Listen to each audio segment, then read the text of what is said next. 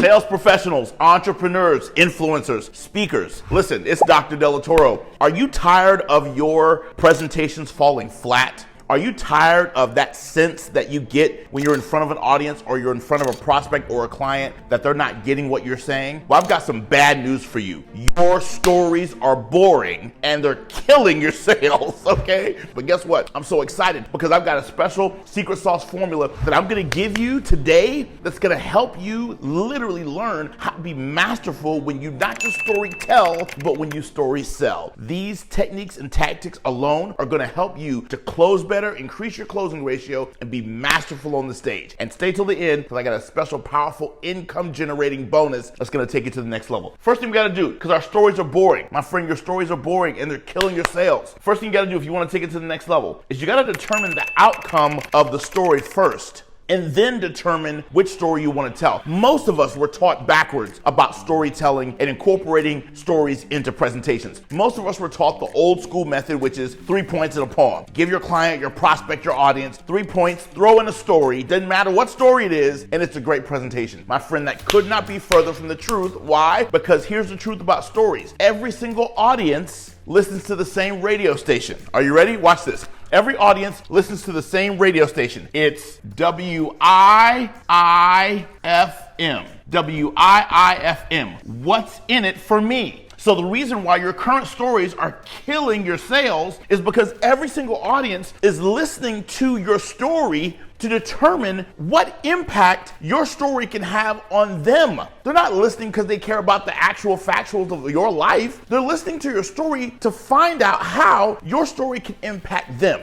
And I need you to understand something. Since all audiences are selfish because they're listening to the same radio station, WIIFM, what's in it for me, we have to make sure that we're clear about the outcome that we want before we select the story that we want to insert in our sales presentation. Does that make sense? Because if you want people to buy from you, if you want people to patronize your business as a direct result of your presentation, it's a persuasive presentation. And therefore, since it's a persuasive presentation, we must, write this down, be intentional. I love that word. We got to be intentional about the story that we tell. So we got to make sure that we determine the outcome. What is the outcome of the story that I want to tell? What is the end goal? What is the big so what that I want my audience to walk away with, right? So for example, I'm going to think about the outcome that I want. The outcome that I want is I want to train the audience that buying cheaply is the worst thing that they can do. So that when I make my offer, they can buy something more expensive, but it be quality. Does that make sense? And if I want to pre-frame my audience that the cheapest things are the most expensive, then I will tell a story about the time when I bought a super cheap car and then I spent literally more than the value of the car itself keeping the car in good repair versus buying a good quality car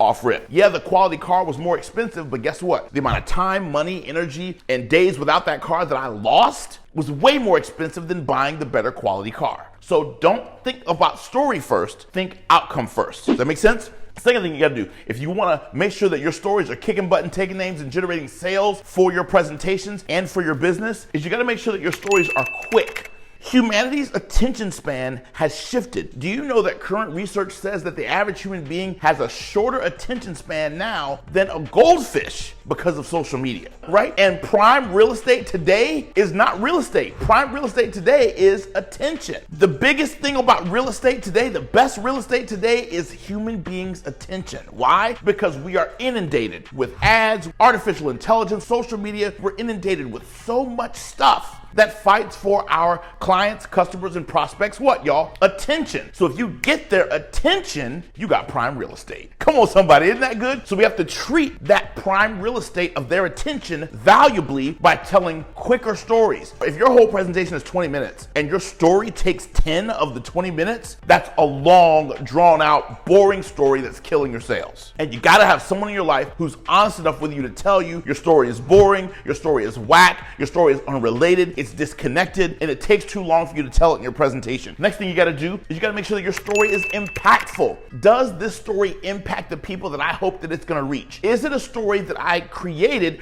for this ideal audience. For example, it might not be impactful if you tell the story to an audience that can't relate to your background or your socioeconomic status, or the story might not be impactful if it doesn't reach people who come from a different faith-based background than you do, or believe a different spiritual belief than you do. Does that make sense? You want to make sure your story touches everybody in the room. And the third thing, you want to make sure that your story is relevant.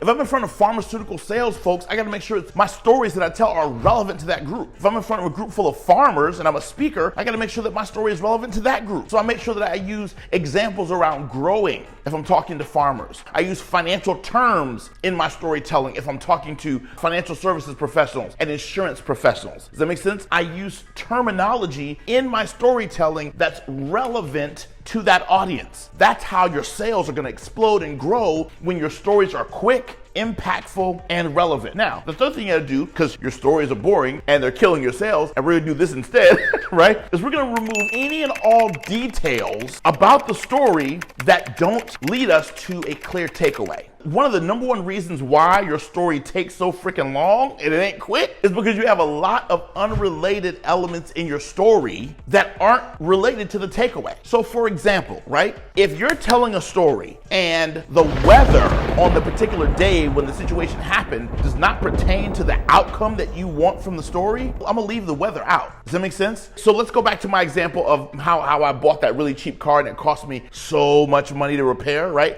And the takeaway is the cheapest things are the most expensive. If we stick with that metaphor, right? If we stick with that storyline and that takeaway, what the temperature was outside the day I bought that cheap car doesn't matter. The clothing I was wearing that day doesn't matter. The argument that I had with my significant other, boo, or it's complicated at the house before I left to go to the dealership doesn't matter. Does that make sense? Those are details that happened in your life, but the audience doesn't care. Those are unrelated, unnecessary details that you can remove from the story so that way you can focus. And listen, my friend, if you need help with this, if you say, Dr. Delatorro, I know I've got a message, I know I've got content, I know I've got a great story in me, I just need help pulling out my stories, we can help you with that. That's what we do. But you got to get clear about really removing all the details, the insignificant details around the story that don't directly pertain to the takeaway. Are you with me? Get rid of all the stuff. In other words, get rid of all the fluff, trim all the fat, and leave me with something really, really concrete. Does that make sense? If you do that in your storytelling, oh my gosh,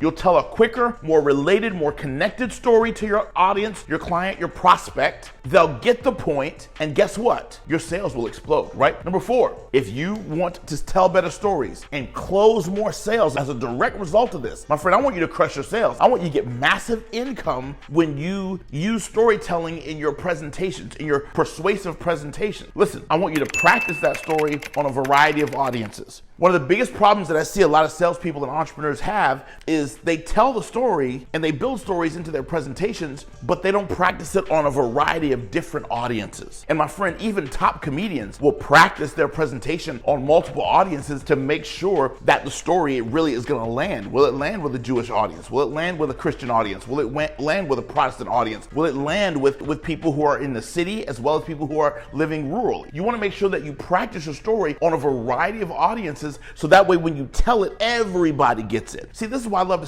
study comedians, because isn't it amazing how comedians can fill up like arenas with thousands of people that come from so many different walks of life, and they can tell one joke and make everybody laugh? How is it you can tell one joke and make everybody laugh? And if you're a great speaker, you can tell one story and make everyone cry. It's because we've practiced that story and that comedian practiced that punchline on a variety of audiences to make sure that as many folks as possible get it. Does that make sense? The more you can practice your skills on different audiences, the more you will go out there and crush it, and it will directly impact your sales. All right? Number 5, make sure that you do me a favor, friend. Explain the moral of the story several different ways when you're done telling the story. Here's what I mean by that. Not everybody learns the same way. You've got visual learners, you've got kinesthetic learners, you've got auditory learners. People learn in different styles, right? And you also have different personality styles. Model of Human Behavior Certified Level 1 and 2. And so you've got the D's, the I's, the S's, and the C's, and all 4 of those different personality styles, and every single submodality of those learning styles learns differently. Does that make sense? So since we all learn differently, there's different generations in the workplace, right? There's over 5 different generations in the workplace. Every generation generation learns differently. So since people learn differently, don't assume, it's very, very arrogant as a communicator for us to assume that once we express what the moral of the story is, or the so what, or the point of the story is, that everybody in the room got it the exact same way.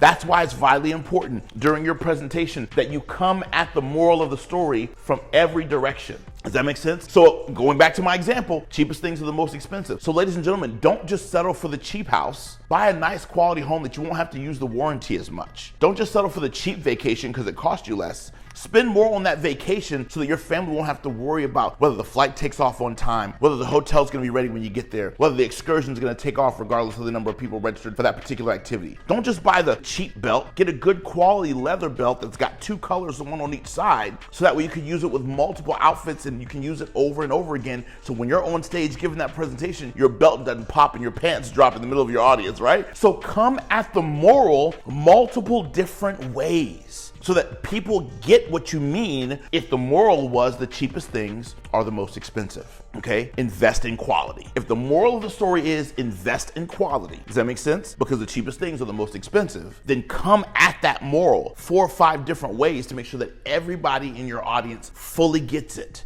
I promised you I was gonna give you a bonus if you stayed to the end of this video. Here it goes. Oh, this is so gangster, man. I can't wait to hear your comments, get your opinions in the comments. So listen, here's what I want you to do. No matter what you're selling, right? I want you to find a way to tell a congruent story in alignment with what it is that you're selling. So here's what I mean by that. If I'm a realtor and I'm selling a house, when I'm sitting down talking to a potential buyer, I want to talk to them about home buying. So I'm going to use examples. I'm going to use stories that are relevant to home buying. So what's the bonus? Tell a congruent story. Well, Dr. Delatorro, what do you mean by a congruent story? I'm so glad you asked. Watch this. If I'm selling a book at the end of my persuasive presentation, right? And I love this stuff because we go into more detail about this in my online course called Crush Your Sales, Powerful Persuasive Presentation Skills for Sales Professionals, Entrepreneurs, and Influencers. Absolutely incredible. But tell a congruent story. Here's what I mean. If at the end of my presentation, I want you to buy a book, somewhere in the presentation, the story that I'm going to tell is about how a book changed my life. If I'm selling a vacation package, at the end of the presentation, I'm going to tell stories about how vacationing changed my life. Does that make sense? So tell a congruent story. If you're selling an online course or a retreat, tell a story about how an online course or retreat impacted your life. Because at the end of the day, your prospect, your client, your audience is looking at your life and your business, and they want to model the success that you've achieved so they can actually do the same. Does that make sense? So they're buying your shortcut. In order to buy your shortcut, you have to tell a congruent story. The more quick, outcome-oriented, moral-focused, well-practiced stories you can tell that are congruent with the outcome you want, your revenue is gonna explode. I know this was tough to hear, but my friend, your past stories have been boring and disconnected and whack. Now you got this new framework, let's take it to the next level. Can't wait to see you in the next video. It's Dr. Delatorro, knowing that I'm somewhere around the world, believing in your success and believing that this is your year to shift your speaking career into a higher gear. Talk soon.